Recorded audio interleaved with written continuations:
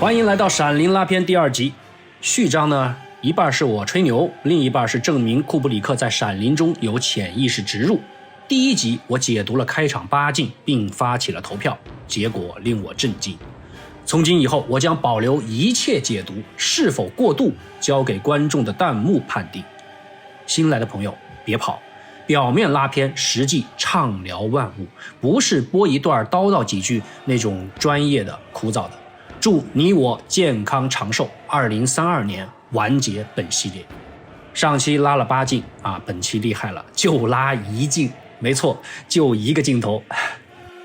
快节奏啊，让大家太累了。我们一起在这部半世纪前的作品里慢下来，沏好茶，煮好咖啡，抱上猫或者伴侣，我们正式开始。第2章，食人与恶兆。闪灵正片的第1篇章叫做面试，5大场次组成，共计14分40秒。本期聊的第1场只有1个长镜头，1分14秒。我们首先看到了本片的男主角，我最爱的杰克·尼克尔森。此时的他，排除那些提名奖，获最佳的奖就有奥斯卡、戛纳、金球等不计其数。面试也是小说的首章，书中开篇第1句就是杰克对经理乌尔曼的评价：杰克·托兰斯想，真是个好管闲事的小蠢货。环境音中，我们看到了好望酒店的一角。注意，此内景非实景。实景观众可以说哪些细节是自然而然形成的，或哪些元素是偶然得知。纯布景，一切细节便都是创作者有意而为了。好望酒店内景是在英格兰埃尔斯特摄影棚里搭建，但该处最高地位的作品还不是闪灵，是星球大战3部曲。星球大战的故事我们要好好聊聊，能窥见宇宙的真谛。在很久很久以前，一个非常遥远的星系。好了，这么聊要30年。闪灵影迷要清楚3个酒店，一个是史丹利酒店，小说作者史蒂芬金的灵感来源；一个是山林小屋酒店，是开场8镜和所有外景取景地；一个则是阿瓦尼酒店，是内景设计的参考酒店。我争取10年内去这几个酒店拍一拍，可以水一起。我们看看阿瓦尼酒店的内部。阿瓦尼这个词来源于美洲阿兹特克人，他们和玛雅、印加称中南美3大文明，活跃期是14世纪前后。我们是元末明初，欧洲在文艺复兴，朱元璋喝着珍珠翡翠白玉汤，但丁梦游地狱。阿兹特克人则痴迷于2大爱好，一个是人祭，一个是吃人。历史上这种癖好并不稀奇，但阿兹特克人绝对是史上最痴迷的玩家。他们的人祭除了挖心，还有淹死、烧死、饿死等，而且男女老少、俘虏平民、贵族英雄都跑不了，因为人祭不仅是惩罚，还是一种奖励。俘虏的尸首会交给捕获他的战士的家庭，让他们一家人吃掉；英雄的尸体会分发给贵族平民，大家一起吃。在一次大型的祭祀仪式上，4天的狂欢共献祭了80400人，相当于每分钟杀死14人。如此暴行导致了他们的灭亡，当然不暴行他们也必须灭亡，因为殖民者发现他们了。灭亡的很惨。啥时候聊梅尔吉普森启示时可以聊聊这些。启示是一部非常纯粹的电影，值得一看。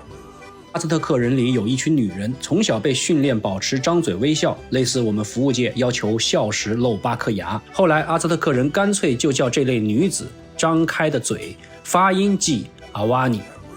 墨西哥艺术家花数十年时间研究还原当时的语言，用歌剧重现了当年3位阿瓦尼的工作。他们靠嘴唱歌聊天，招待男性顾客，类似我国的清官人。显然剧作家为了票房，让他们在舞台上成为了红官人。总之，阿瓦尼被教育长期张嘴，保持微笑，毕竟会笑的女人运气不会太差，微笑能让他们守护神霍奇克查尔开心，他掌管生育、爱情和美丽，很肤浅。我们的清官人就很务实、很守法，守护神是管仲，青楼都要挂着他的头像，是他首次让青楼合法化。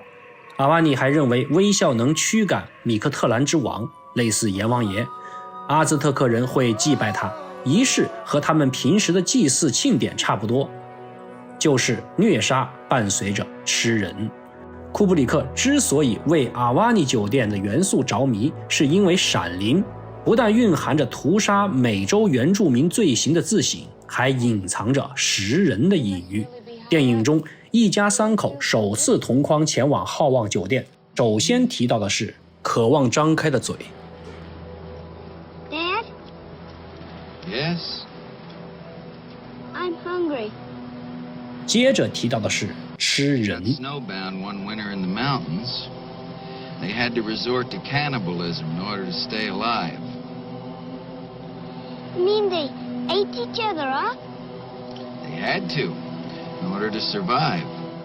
此时的杰克进入了阿瓦尼，进入了阿兹特克，进入了张开的血盆大口，他就是祭品，走入了食人的祭坛。好了，我们本期拉片第1秒拉完了，现在开始第2秒。库布里克少交代了一个镜头，即杰克走下开篇的黄色大众车，但没有人会质疑那是谁的车，因为大脑会联想。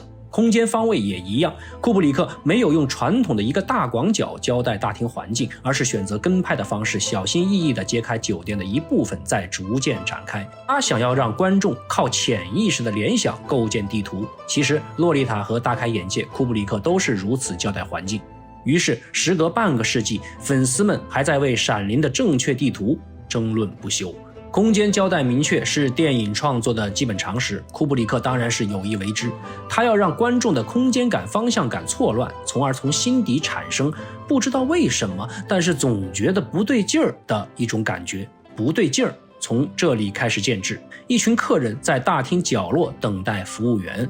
中部的杰克，西服对于西方观众而言相当于一眼甲，疲软廉价不得体，对应的顾客艳丽笔挺昂贵。我们再看这里，这是本片第1件艺术品，庄严的土地。所有艺术品镜头停留的时间都极短，这幅画本片合起来出现超过了1分钟，可见其重要性。它的作者叫麦克唐纳，是 Group of Seven 的创始人。这个7人集团是加拿大风景画家组建，这个团队的作品贯穿本片。我无法从中解读什么，非要逼我的话，我只能说开篇的这第1幅画标注1921年作品，本片最后1幅画标注1921年作品。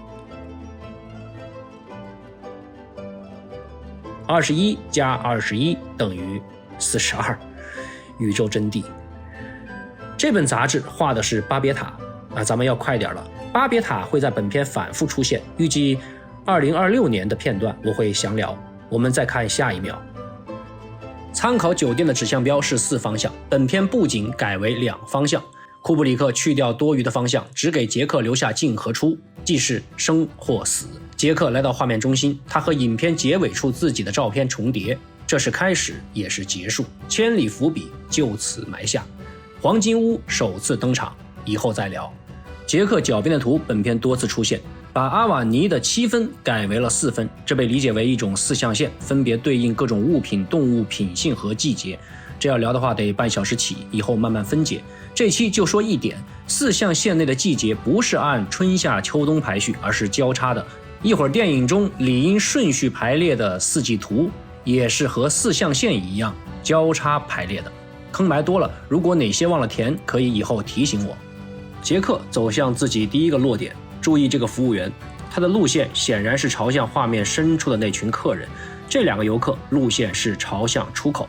此时镜头和角色同时停顿，遮挡的这幅画叫北河，1914年创作，作者汤姆森。他本应加入刚才提到的7人集团，可惜集团成立不久前他溺水身亡。1914我实在算不出42，无法解读，大家就看看画吧。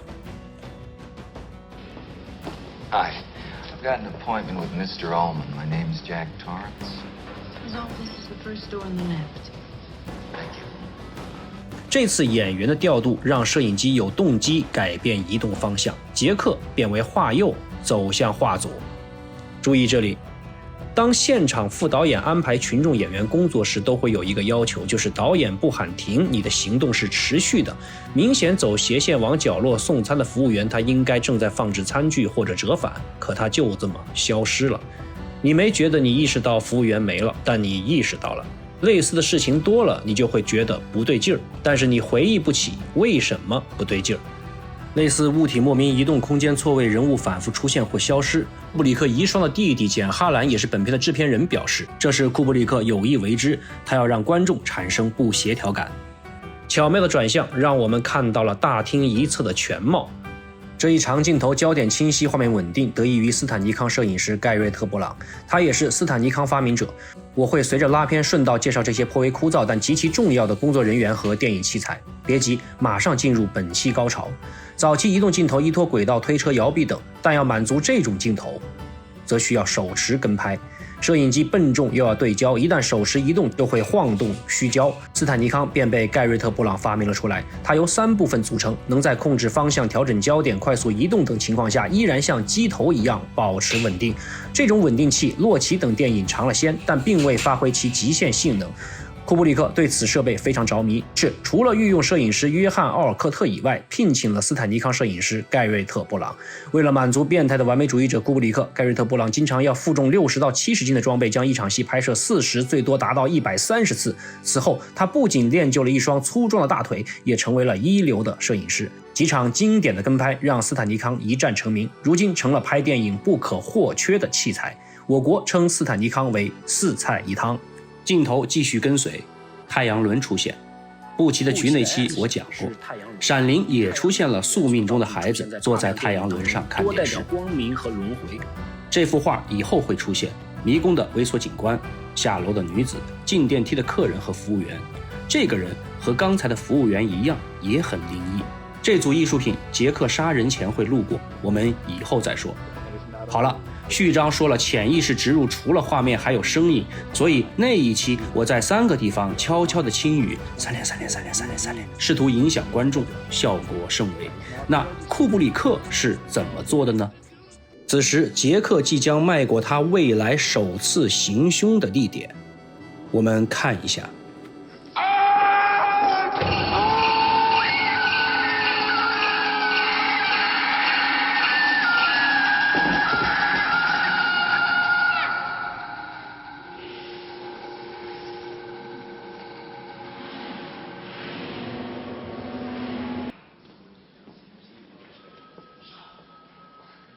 感受到库布里克的狡猾了吗？再看一遍。没感受到？那我们先进入牧城英语小课堂，请跟我一起发音。Shining. Shining. 幻想着你正和你爱的人耳鬓厮磨，然后你凑到他耳边轻声地唤道 Shining, Shine, Shine, Shine, Shine, Shine， 然后再竖起你的耳朵，观看这一瞬间，听听杰克踏入宿命为他绘制的诅咒陷阱时发生了什么。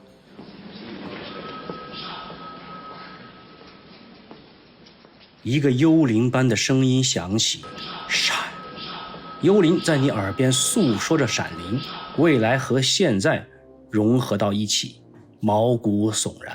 如果只出现一次，那是错觉，是意外，是录音师的业余。但若每次涉及死亡的恶兆，涉及危险的预警，都会出现这个声音呢？请听，6分12秒，未来埋葬杰克的是血。首次提及时，Seems to me that the skiing up here would be fantastic. 8分01秒，导致杰克崩溃的是孤独。首次提及时 They'll love it. 仅首章节我就发现了6次，都伴随着和未来危险死亡有关的单词出现。除了第1章，后面章节，比如首次提及杰克杀戮起点的厨房时 See you later, hun. Bye, down. Bye, down. Bye, down. 比如首次进入未来杰克遭到囚禁并发生灵异事件的 C1 储藏室时 Didn't hear Mrs. Torrance. Didn't hear Mrs. Torrance. 等等等等。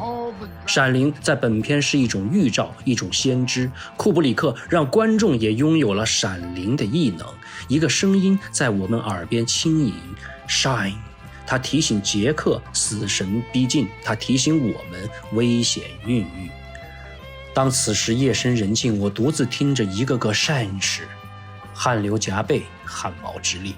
我想这就是库布里克被封为电影之神的缘由，已过半个世纪的作品还能让一个看尽变态电影的男人胆战心惊。